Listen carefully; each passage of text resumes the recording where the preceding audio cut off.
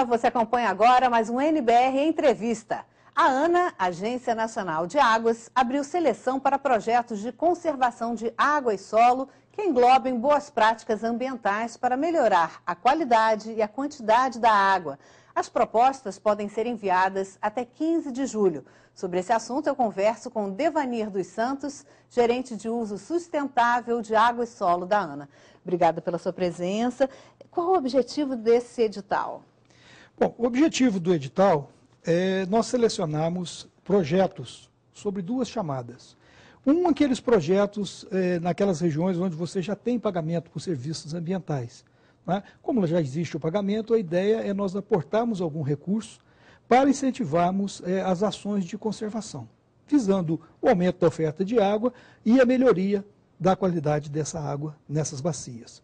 A segunda chamada é voltada para aquelas bacias, né, onde a gestão de recursos hídricos da ANA já está mais avançada, onde nós já temos os comitês, onde nós já temos o início da cobrança pelo uso da água.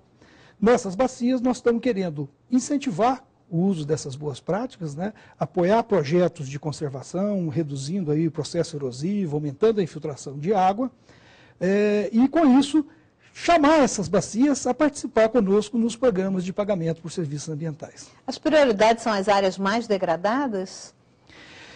Em tese, sim.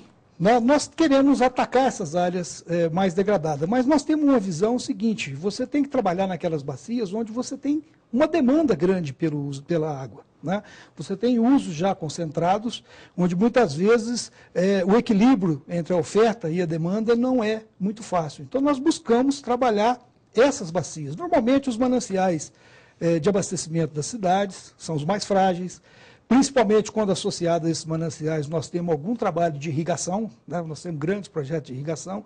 Então, onde você concentra o abastecimento humano, irrigação e a energia, você normalmente tem um potencial de conflito maior, e aí você tem que fazer uma gestão, que pode se dar de duas formas: fazendo a gestão da oferta, ou seja, trabalhando o solo para que infiltre mais água e você tenha maior disponibilidade, e na outra ponta trabalhando com a gestão da demanda, né, fazendo o uso racional dessa água, tentando reduzir os desperdícios e perdas nos diversos usos. O senhor falou aí do sistema de pagamento por serviços ambientais.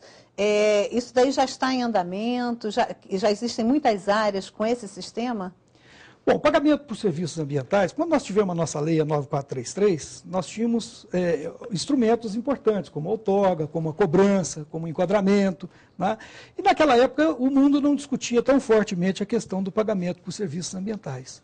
E nesses últimos anos, há uma discussão muito forte nessa linha. Né? Isso hoje tranquilamente pode se transformar aí também num instrumento da nossa legislação, né? Uma vez que ele cria condições financeiras para a execução de projetos. Então, a ANA, quando começou a implementar a cobrança pelo uso da água, ela começou a pensar: bom, por que eu devo pagar pelo uso da água? Ora, eu devo pagar porque, ao usar uma parcela dessa água, né, eu retiro uma quantidade de água que o restante da bacia agora não tem mais essa água. Né? Então, eu causo um prejuízo social. Como essa água é usada numa atividade econômica e traz uma renda, né, é justo que eu devolva parte dessa renda, não para o governo, mas para o comitê de bacia, que funciona como um condomínio, para ele fazer obras de melhoria e, com isso, reduzir aquele prejuízo que eu causei.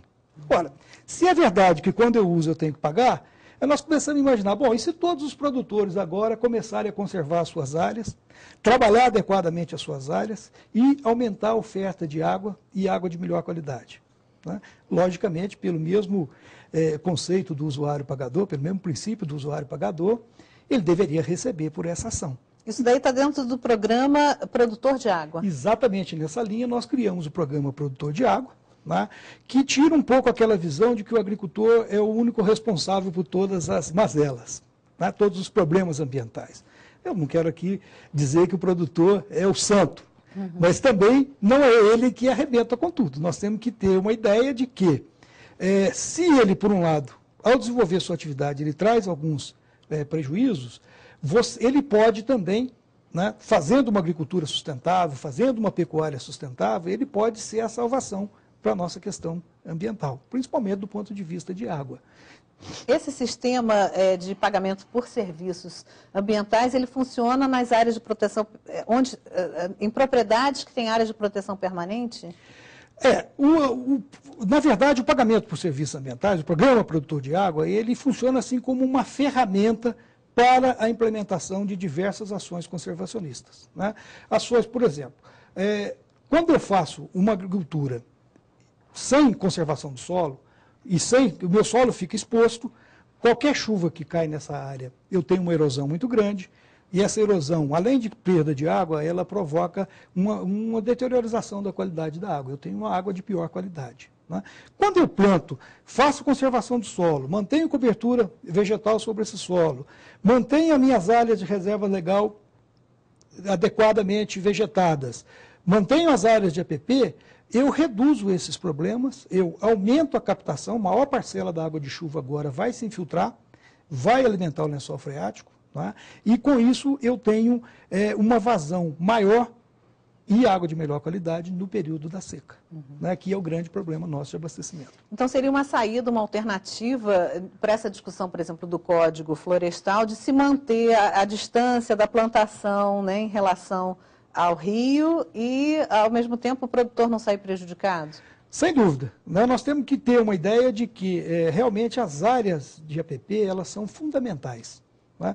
Na nota técnica que a Agência Nacional de Águas fez sobre o Código Florestal, nós apontamos uma questão muito clara.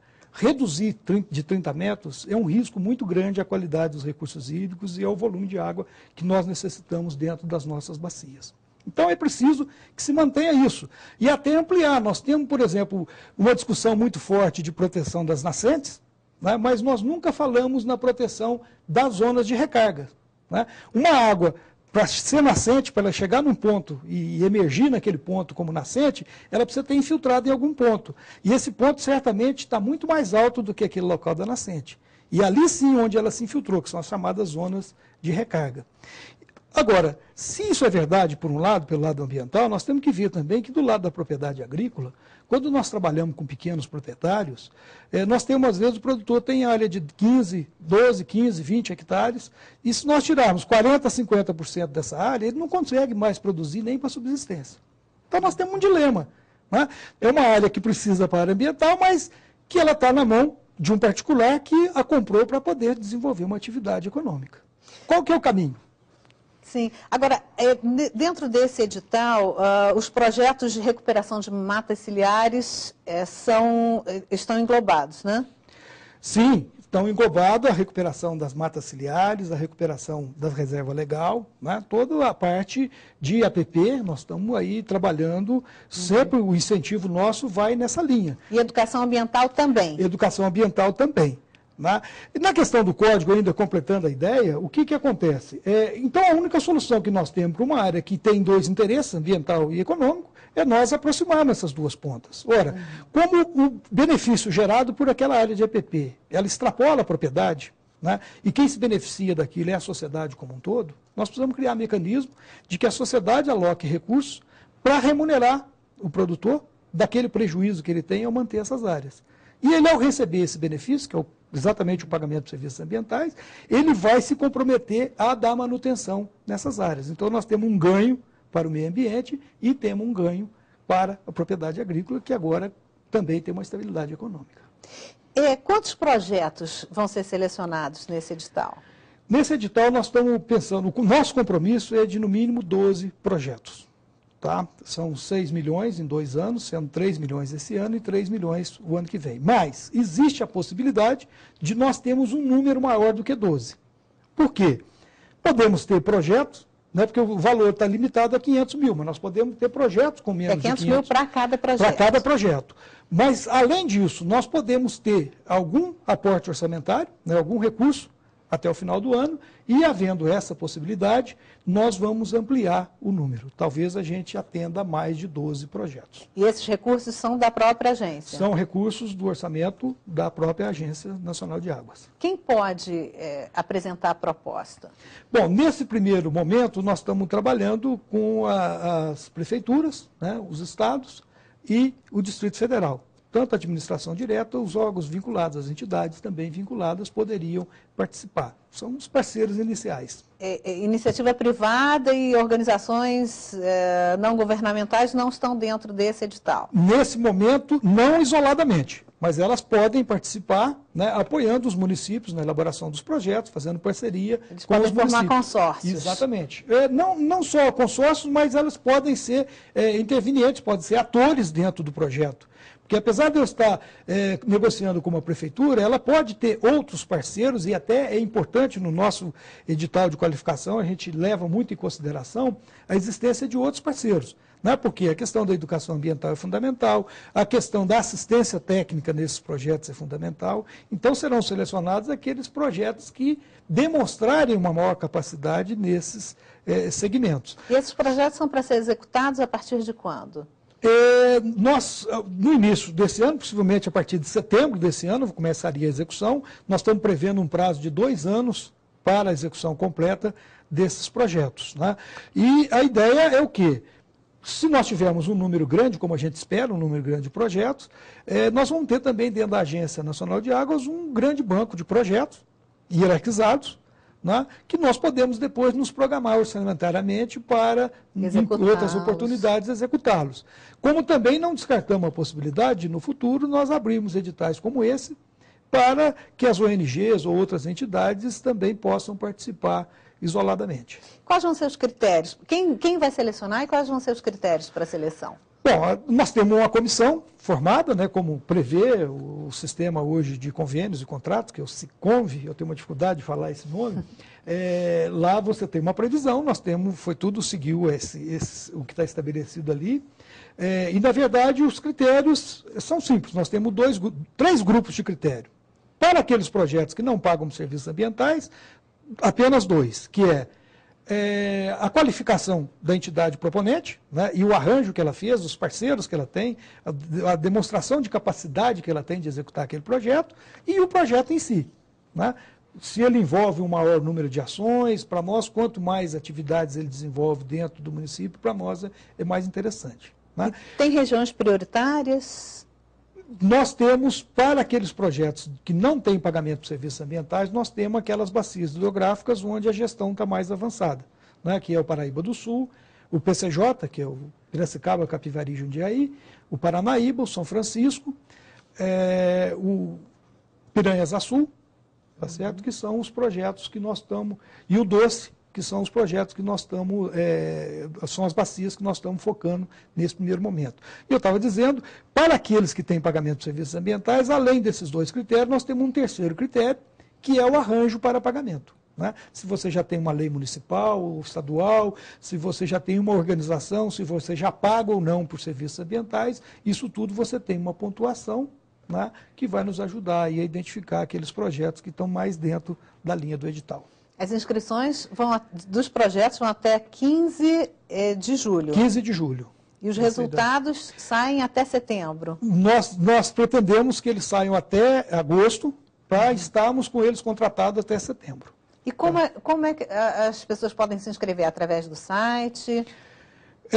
Lá no site, quer dizer, nós temos o edital... Não, as entidades e as prefeituras. Lá no site nós temos o edital completo e no edital nós temos o endereço para onde deve ser encaminhado os projetos, né, dentro, evidentemente, desse prazo. Nós temos um sistema de protocolo lá na ANA, vamos protocolar até essa data e, a partir daí, trabalharmos na seleção desses projetos. Bom, são projetos de execução em até 2 anos, então a ANA já espera um impacto significativo nessas bacias onde os projetos forem executados. Sem dúvida. Tanto os resultados do projeto instalado em si, como da capacitação, da formação de pessoal, né, e do despertar da sociedade da bacia para a importância desse projeto. Nós vamos ter ali um local de demonstração. Né? As pessoas que passarem ali vão ver algo diferenciado e vão entender que se todos adotarem uma postura como aquela, nós vamos ter uma melhoria ambiental muito boa, muito grande, nós vamos ter uma ampliação da oferta de água e uma melhoria da qualidade de água,